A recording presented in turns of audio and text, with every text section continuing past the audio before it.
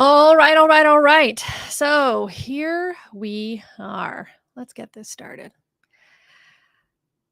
So let's start with this first, okay? Let's get it out in the open that starting a new business is not complicated, okay? It can be challenging, but it is not complicated. It's very important. This is very important to understand, okay? Starting a new business is not complicated. It can be challenging, but it's not complicated. And there is a lot of noise out there in the ether about how to start a business, right? And one of my missions is to simplify it for you so you don't waste your time and money and you take actions to build a business that supports the life you choose to live. Now, this is a business that will allow you to make more money, that will allow you to leave a soul sucking job if you got one of those. It's a business that's going to stop you from having to ask permission from a boss to pick up your kids early or to go on vacation, or my favorite, to take a fucking mental health break. Really, you shouldn't have to ask permission to do that. So, welcome to the Launch Your Business Live series, where we make launching your business clear and simple and successful so you can start transforming your clients' lives, so you can start making more money for you and living a life that you choose to live. Okay. So, my name is Mary Ann Lombardi. I'm the founder and CEO of Mary Ann Lombardi Coaching and an author and a single parent of the coolest teenager on the planet. I always have to stick that one in there. I've been helping entrepreneurs thrive for 20 plus years, and I'm ready to do the same for you. So let's get it started. Now, you want to start a business, but you just don't have an idea. All right, that's normal, right? It can be totally frustrating, right? But it's also okay. We've all felt that way at some point in time, that passion to start something new, to get out of where we are, but I don't know what to do, right? But don't worry. There are some things that you can do to increase your chances of finding that big idea, right? So today we're going to go through 5 steps of doing just that. Hi, China. How are you? It's good to see you too. So, number 1, you got to figure out what you're good at. Right? This seems kind of obvious, right? But it can be harder than you think. Most of the time, we go through our days just doing shit, right? We just do stuff. We don't think about it. Do I like this? Am I good at this? Do I want to do it over and over again? We just do it. But that is what I'm going to ask you to do, okay, is to start thinking about those things. So here are a couple ways to start. Number 1, first ask yourself these 4 questions and write down your answers. It's always important to write your answers down when you're asking these questions so you can go back, you can think about it, and you can look at what you thought. All right. Number 1, what activates your passion? For me, helping people, eating tacos, exposing the patriarchy, like all of those things activate my passion, right? Number 2, what work or other activities get you excited, right? And keep you engaged, more importantly. So for me, writing, speaking, teaching, helping, eating, drinking, playing sorry with my kid, traveling, like all of those kind of things keep me engaged. Like I love to do them, I'm excited about them, and I can stay engaged when I'm doing them. Now, not all of these things are going to lead into a business, but it's important to identify them nonetheless. All right. Third question, what do you have experience doing? Okay. Like, what is the thing that you have a lot of experience doing or expertise in? And do you like doing that thing? So, I have a ton of experience launching businesses and programs and building stuff, connecting people. I have a lot of experience organizing things, doing events. Okay. So, think about those things that you have an expertise in. Also, the fourth question, what could you spend a lot of time doing, even if you weren't getting paid? Now, of course, we want you to get paid, but I want you to think about it from the perspective of what could you spend a lot of time doing, even if you weren't going to get paid? And what is it that you enjoy the most out of that? Okay, so answering these questions are going to give you clues about where your talents lie. So, the next thing that you can do after you've answered these questions is to consider the compliments that you've received from others, right? What do people that you trust say you're good at? Chances are they may be seeing qualities in you that you may not even be aware of. Now, it's important that you make sure you don't take feedback from people who you don't trust or people who are assholes, okay? Because their opinions don't matter. So, what are the compliments that you have been receiving from the people that you trust? So, for example, maybe you give great advice and feedback. This could lead into some sort of coaching, right? Business coaching, or maybe you have exceptional organizational skills, and this might be channeled into helping others organize their life, right? Sometimes I feel like I could use that.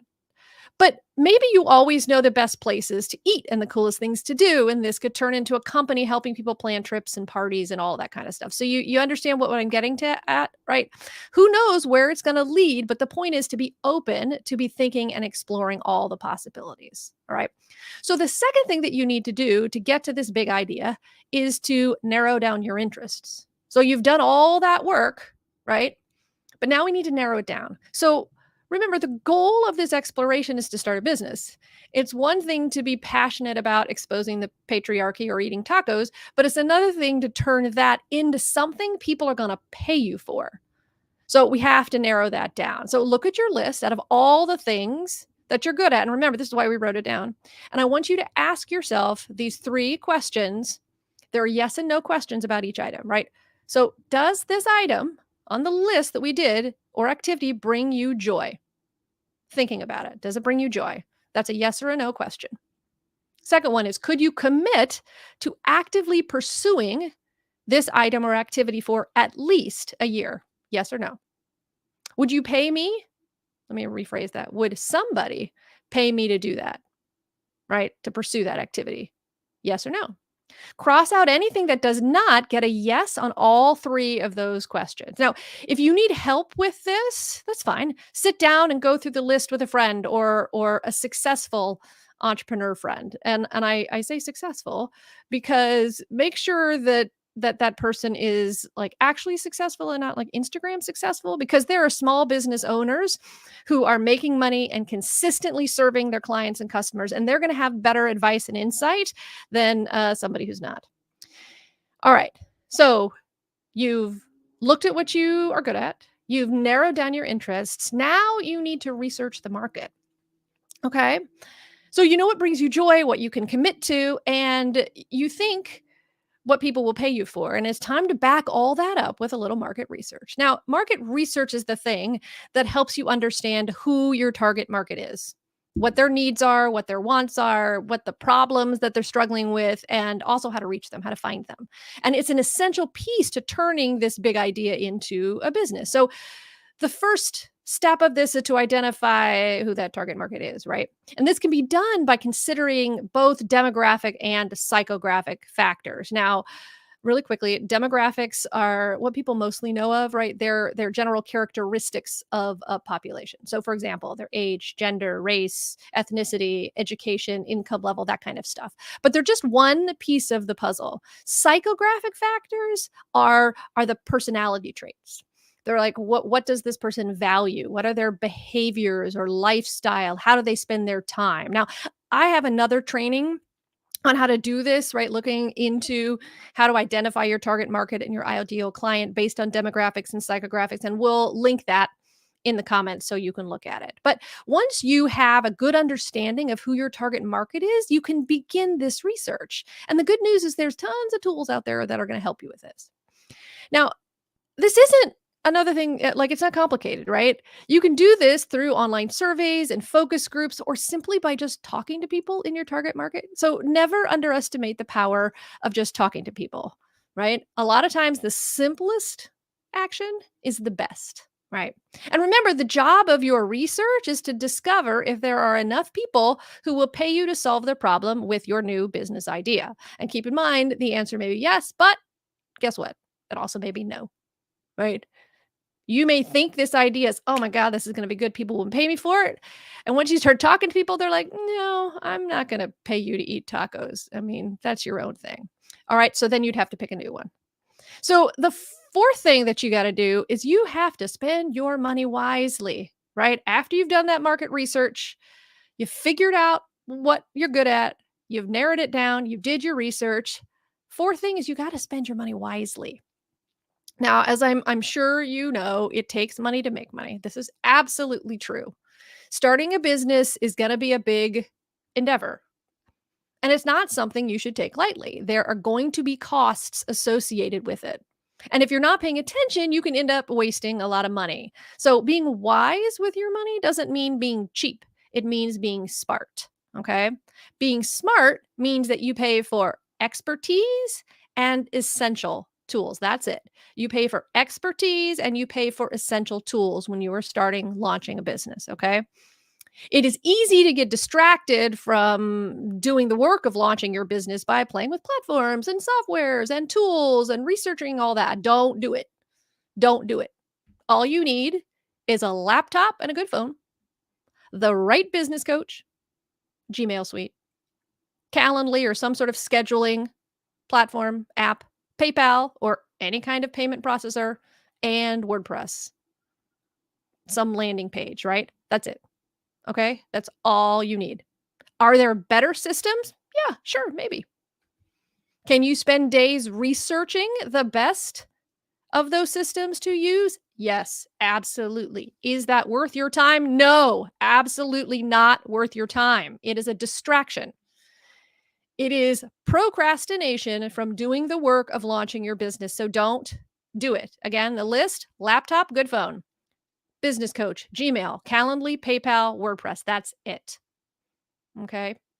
So investing in the right business coach for you is essential. Now, not all coaches are going to be a good fit, or not all of them are going to know the right stuff. So talk to a couple, right? Like, go out and talk to people. Again, this goes back to the previous advice. Talk to people. Okay. But a coach is going to be worth your investment, because what they do is they're going to get you to launch and get you to profit faster by helping you like step over the pitfalls and keep you focused on your path to that launch. Okay. So you figured out what you're good at, you narrowed it down, you did some market research, you were wise with your money. And the fifth thing you got to do with that big idea to find it is to take action.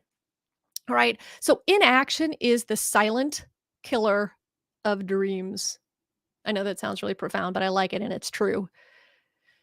The busyness of life gets in our way. And before we know it, years go by without taking a single step to start our business or do that big thing that we have been wanting to. Okay. That inaction is the silent killer of our dreams and our goals and our wants and our needs. So inaction is also a choice, right? You can choose to do nothing, or you can choose to take action. And here's why you should be taking action, because inaction breeds inaction. So the longer you wait, the harder it is to take that first step. But once you do take action, momentum starts to build and it becomes easier to keep going. Okay. Inaction also leads to regret. So don't wait until it's too late to start living your dream or doing that thing or saying yes, right? Act now and avoid looking back with regret. Other thing is that inaction prevents you from reaching your full potential. By taking action on your business idea, your goals, your dreams, your wants, all of those things that you keep waiting on, you're opening up a world of possibilities and you set yourself up for success. Okay. So the last step in finding your big idea is to take action. So there you have it, right? You now know how to come up with a new business idea that is perfect for you and that people will pay for. Because becoming your own boss is an amazing feeling. And it all starts with coming up with a great business idea, right? And you do that by what? Figuring out what you're good at, narrowing down your interests, researching the market, spending your money wisely, and taking action. So if you do that, you're going to be well on your way to building a business. That's going to change your life and it's going to change the lives of your clients. So if you're ready to do that now, guess where you can do that? With me. If you are ready to take your new idea and turn it into a profit-ready business in 90 days, let's book a call now. Talk to me. Let's see if we are a good fit. Because if you imagine, like if you sit here right now and you imagine loving yourself enough to launch your new business by Valentine's Day, right? Like if you count out where 90 days is, right now, you could little love letter to yourself by launching your business by Valentine's Day. Imagine spending this holiday season, right, which is coming up right now, investing in your future and starting the new year preparing for your launch while everyone else is writing resolutions on like the back of a napkin or something. Imagine making 23 your year to finally say, fuck off to the job, to the boss, coworkers maybe that don't value you. So I'm here to work with you to make all of that happen. So you can book a call with me now and let's chat about how we can turn your big idea into a business in 90 days. All right. See you next week.